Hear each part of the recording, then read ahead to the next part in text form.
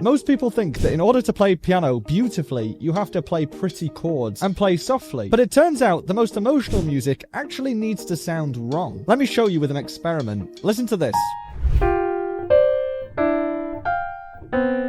Now, most people would say that sounds pretty horrible because it's just me playing a load of clusters of notes on the piano. And when you play notes next to each other on the piano, they kind of clash against each other. But what happens if I did this? Suddenly, the two notes that I started with make sense. And even more interesting than that, if I play those two notes again, your expectations change. So now you'll hear them and hopefully you'll have the expectation of that note moving like I just moved it a second ago. And you can actually expand this to more than just consecutive notes on the piano like this, but for entire chords. If I play this, but then resolve it to this now makes sense. And the funny thing is, music actually, to some extent, requires this. And at the end of this video, I'm going to explain why. But first, I'm going to explain what happens if you don't have any of those tense notes or chords in the music. So what does tension actually mean? Well, tension is simply playing something that feels like it wants to go somewhere else. So you might be playing a note that doesn't belong to a chord, that feels like it needs to move to a note that does belong to a chord. You might be playing some notes that clash against each other. You might be playing repetition that feels like it needs to go somewhere else. All of these things in music create tension and therefore in that moment feel and sound wrong. But their function is to resolve and make it satisfying to listen to. If I was to try and play a piece of music that is just made up of notes in a chord that make perfect sense and a melody that only uses notes from that chord so that it also makes perfect sense, it would sound something like this.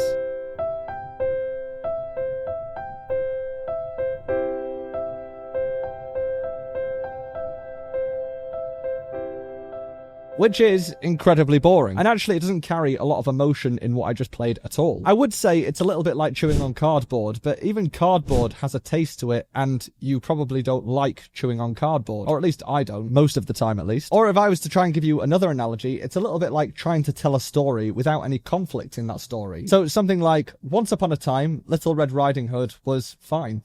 The end. Having pure consonants in music, so notes and chords that work together, it means that there is no reason to listen to the piece of music. There is no story and there is no conflict and resolution. Whereas if I play exactly the same thing again, but land on a note that doesn't belong to that chord and hold it, you want it to resolve to a note that does belong to the chord, like this.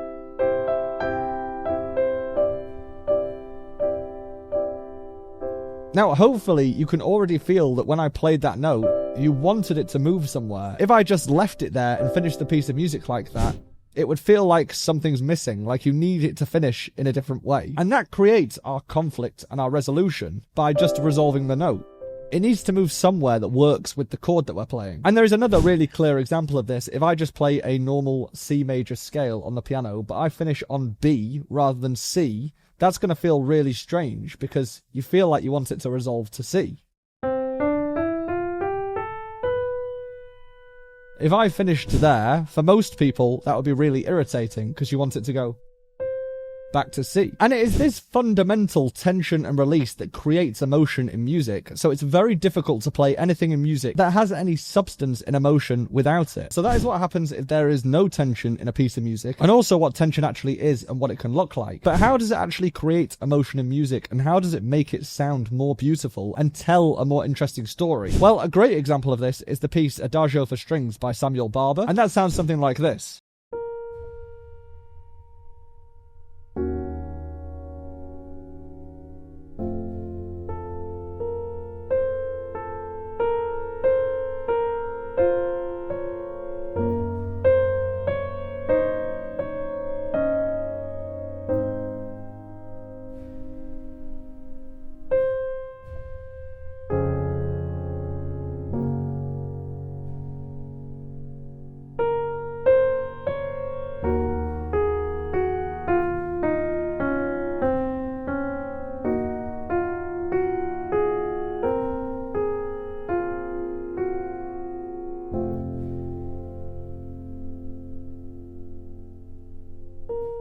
Now, this is arguably one of the most beautiful pieces that there is, especially on strings, which is what it was originally intended for, hence why it's called Adagio for Strings. But this piece essentially has a series of ascending chords, and it's got a melody that moves over the top of those chords. So this piece starts with a single note, and then you get the chord that this note belongs to underneath.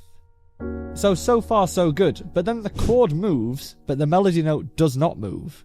So you kind of got this note sitting over the top of this chord, which sounds horrible. But then that melody note drops to this note here, which does belong to the chord, and that's part of the melody. The melody then kind of plays with dissonance as it moves up. So you get this here, we're still with this same chord underneath. So this creates a lot of tension before that then is resolved by changing the chord to here, and then we kind of get the same thing again. The melody moves up. You get two notes that are actually consecutive notes, but an octave apart, so this sounds horrible, and it needs to move somewhere, and it moves to here. And finally resolves. This entire piece is actually based around this exact concept, where you get a melody note that really clashes against the chord, and then the chord moves to join it. And then the melody moves again, clashes against the chord, and then the chord moves to join it. This means that this entire piece feels like the chords are chasing that melody. And then eventually, at the end of each phrase, it finally resolves to something that's satisfying before it then moves on again and the chords start chasing that melody again. And at the same time, not just in the melody, but the chords themselves, they are ascending. And that feels like it's moving somewhere. Like these chords, if you stopped on any one of these chords and finished the piece here, it would sound very bizarre, but it feels like it's going somewhere and it needs to arrive here. So this entire piece is based on that concept of making the notes sound like they don't fit, playing horrible chords, and then resolving them. And this is exactly what makes this piece of music sound so tragic, but beautiful. It almost represents chasing something that you can almost touch, but you just can't reach. And it's in the travelling between those tense chords to the chords that do sound consonant and nice that creates the emotion in the music. Another example using more popular music is, well, every song. But in this case, I'm going to use If I Can't Make You Love Me, which was originally by Bonnie Raitt. But I'm going to play the introduction of the Bon Iver version of it, which goes something like this.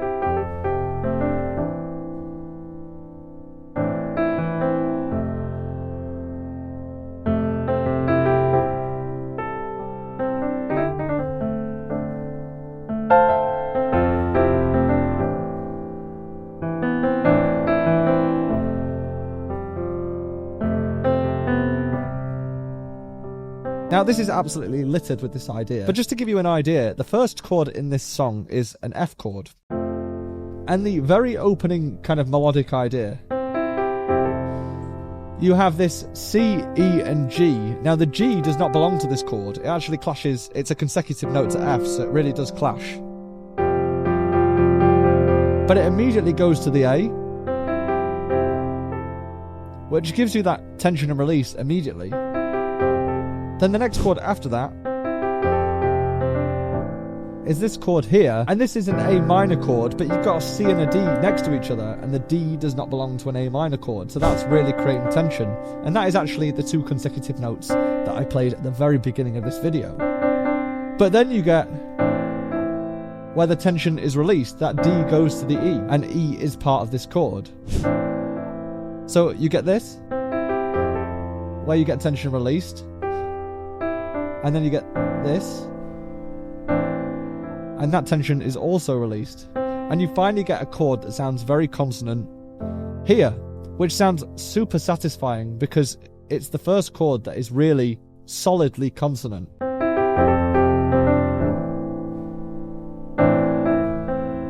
Which is why that chord sounds so warm to listen to, because you've had a lot of tension and release before it, in quick succession as well. And it happens to be the home chord of the piece, which is this F chord. Another good example of this is the piece Clair de Lune by Debussy, which is something like this.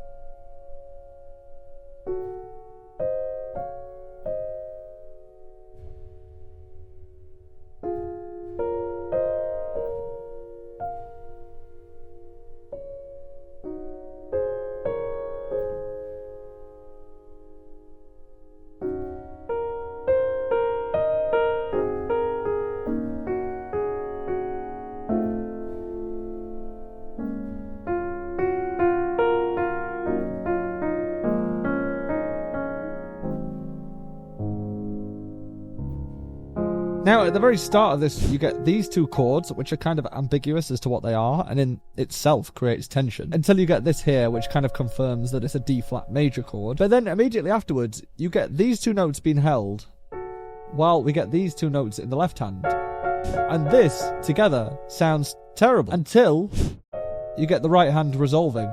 And this happens throughout the entire introduction. This doesn't sound ideal. Until here. But then you've got a note in it that also clashes against that chord. So as the chords move, you tend to get a new note introduced that also clashes against that chord that then needs to be resolved. So you end up with this kind of series of resolutions that are happening, where it sounds tense and it gets released, but at the same time, something else has started that is tense that then needs to be released. And that happens all the way to the end of the phrase, where you finally get here. And this finally sounds resolved because you get a proper consonant chord. Now, this is just general tension and release, where you have a chord where notes don't belong to that chord, falling to notes that do belong to the chord, and that creates tension. But with chords themselves, there are particular sets of chords that feel inherently tense. And the most common of these is something called a dominant seventh. And this is where you play chord 5 in a scale with the 7th on top of it. So, for example, in the key of C major, the notes are C, D, E, F, G, A, and B in the scale. And to create a chord, we play every other note. So chord 1 would be C, E, and G. Chord 2 would be D, F, and A. Chord 3, E, G, B, and so on up the scale. So chord 5 is a G chord because this is based on note 5 of the scale. And from a G, this is note 1, 3, and 5.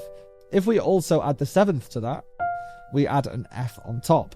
So this is a G7 chord. And this is the dominant 7th in the key of C major, because it's chord 5 with the 7th on top. Now, this particular chord is used all of the time to create tension in music and then release that tension. And in fact, whenever we hear this chord 5 with the 7th on top of it in a piece of music, it always feels like it wants to go back to chord 1. So in the case of C major, that would be a C major chord. And that will feel like tension and release. Now, this is actually something in music called a perfect cadence, where you get chord 5 going to chord 1. Now, to demonstrate this form of tension and release using chords, I'm going to show you the piece Moonlight Sonata by Beethoven, the first movement. The opening of that piece goes like this.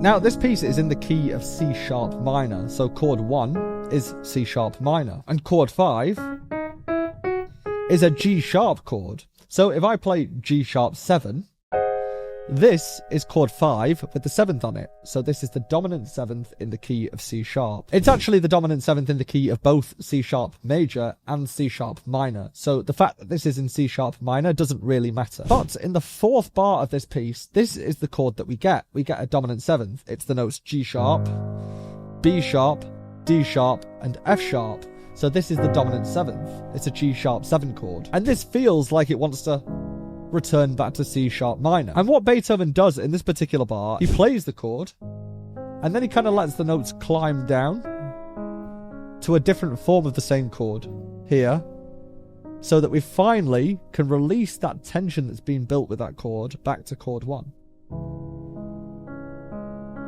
So if I play that as it's written,